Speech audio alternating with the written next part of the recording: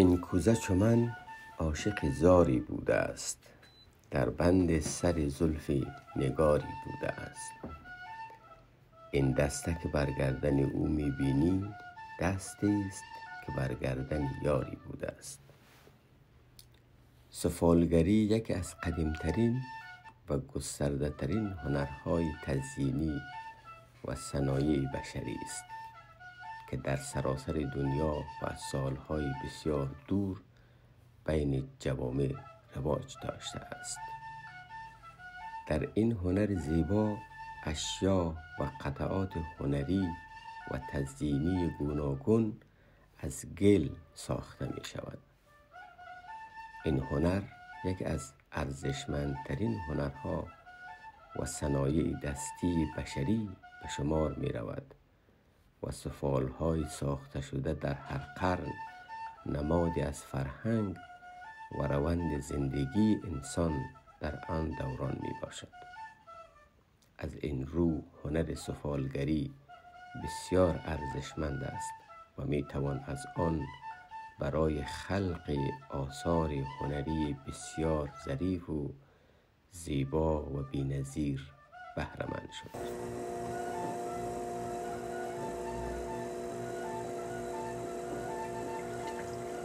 استاد عبدالمتین ملکزاده از کوزه‌گران ماهر و توانمندی است که سرعت، دقت، ظرافت و زیبایی همه را یکجا در کار او می توان دید.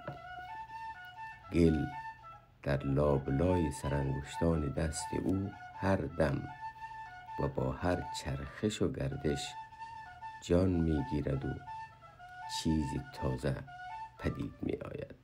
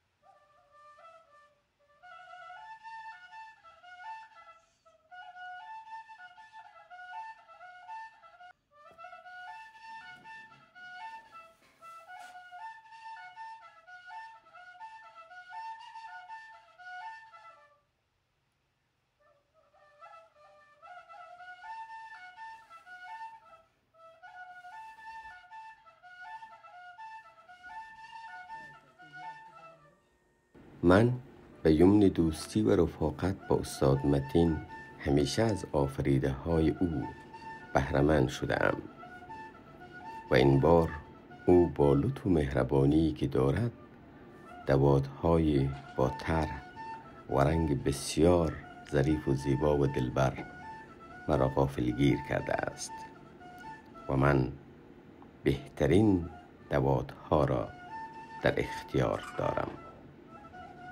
خوشنویسی با وسایل دلخواه حالی دگر دارد.